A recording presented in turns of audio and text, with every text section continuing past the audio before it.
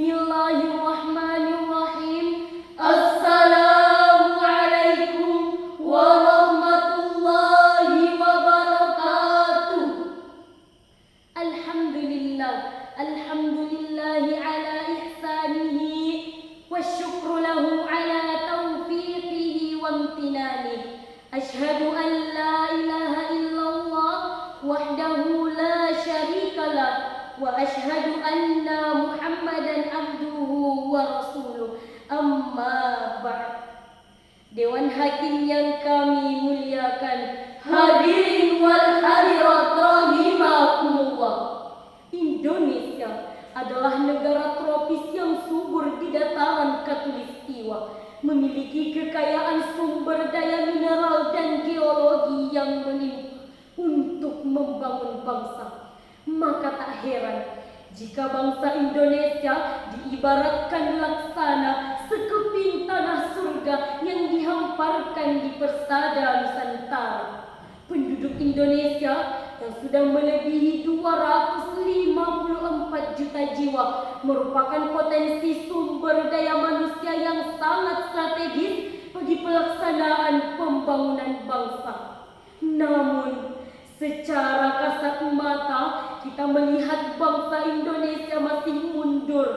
Kehidupan rakyat belum makmur. Pembangunan bangsa Indonesia masih tersungkur. Menurut data dari Badan Pusat Statistik, bahwasanya 9,82% warga Indonesia berada di bawah garis kemiskinan. Sungguh jumlah yang tidak sedikit. Lalu, bagaimanakah solusi Islam terhadap persoalan ini? Sebagai jawabannya, kami akan menyampaikan syarahan Al-Quran yang berjudul Optimalisasi Pengelolaan Zakat untuk Kemaslahatan Umat. Dengan landasan firman Allah dalam Quran Surah At-Taubah ayat 103. Dari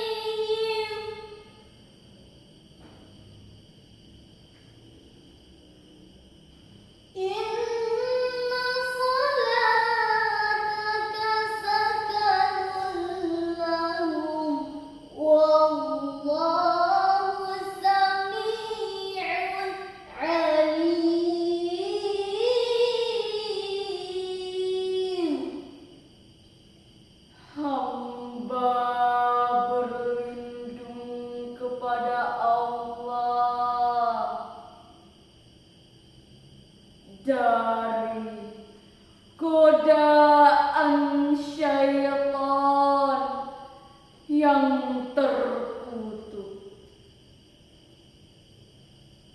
dengan menyebut nama Allah yang Maha Pengasih, Maha Penyayang. Ambillah zakat dari sebagian harta mereka. Dengan zakat itu, kamu dapat membersihkan dan mensucikan mereka. Dan berdoalah untuk mereka. Sesungguhnya Doa kamu itu menumbuhkan ketentraman jiwa bagi mereka. Dan Allah Maha mendengar, Maha mengetahui.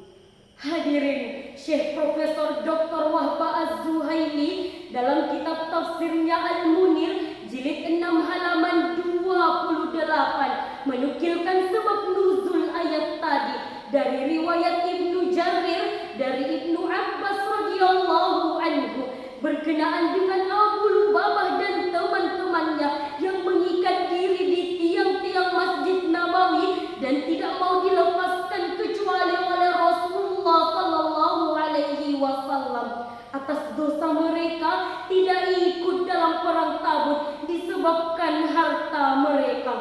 Setelah dilepaskan, mereka datang menjumpai Rasulullah dengan membawa sebagian harta mereka.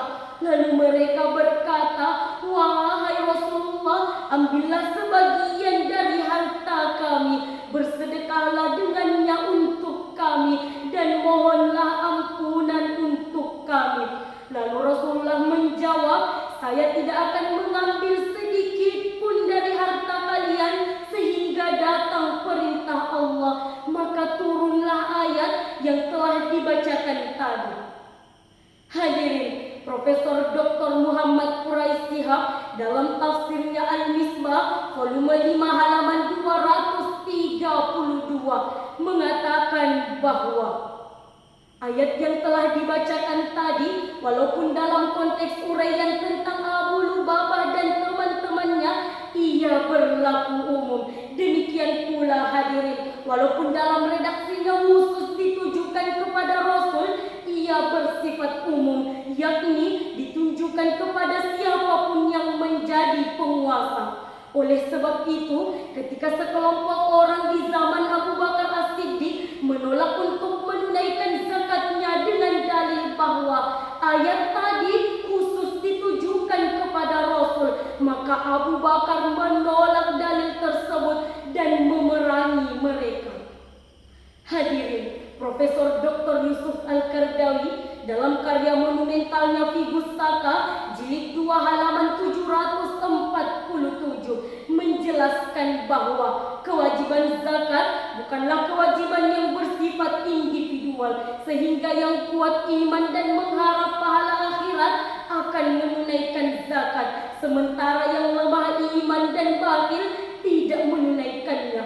Sekali-kali tidak demikian hadirin. Kewajiban zakat yang bersifat manajerial menjadi tugas penguasa atau yang ditunjukkan oleh penguasa untuk melakukan pendistribusian dan pengelolaannya secara profesional dan proporsional. Dapat kita pahami hadirin, peran penguasa dalam upaya meningkatkan kuantitas zakat memiliki peran yang sangat signifikan.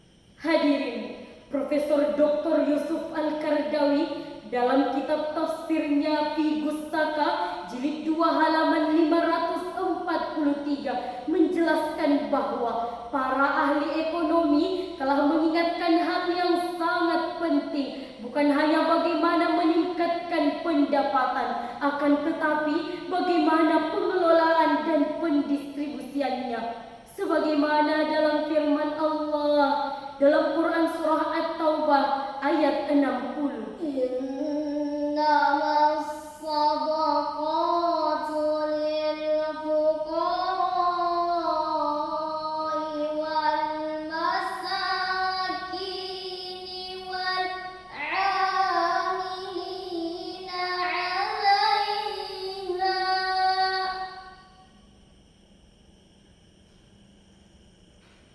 والعاملين عليها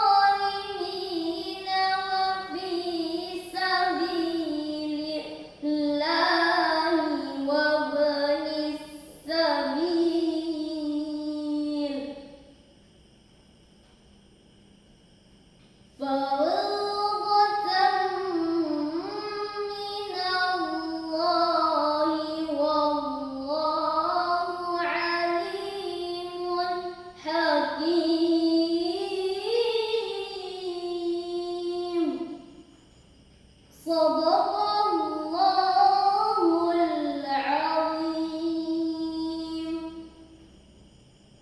Sesungguhnya zakat itu hanyalah untuk orang-orang fakir, orang-orang miskin.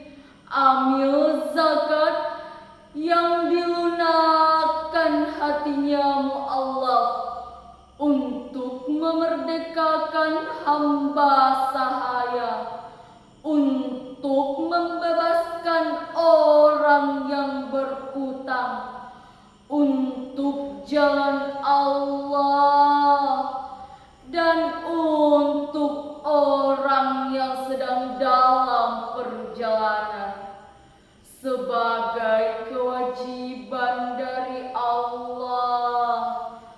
Dan Allah Maha mengetahui, Maha bijaksana. Hadirin ma'asyiral muslimin Wal muslimat rahimakumullah. Profesor Dr. Muhammad Quraish Shihab dalam kitab tafsirnya Al-Misbah menjelaskan bahwa para ulama telah sepakat bahwa terdapat 8 golongan yang berhak menerima zakat dan tidak boleh diberikan kepada selain mereka, karena pada ayat tadi terdapat kata innama yang dalam ilmu ma'ani merupakan salah satu adatul qasli yang berfungsi untuk menspesifikasikan. Pertanyaan penting selanjutnya hadirin, apakah zakat yang telah dikumpulkan didistribusikan kepada semua golongan yang disebut dalam ayat tadi? Dan haruskah dengan jumlah yang sama?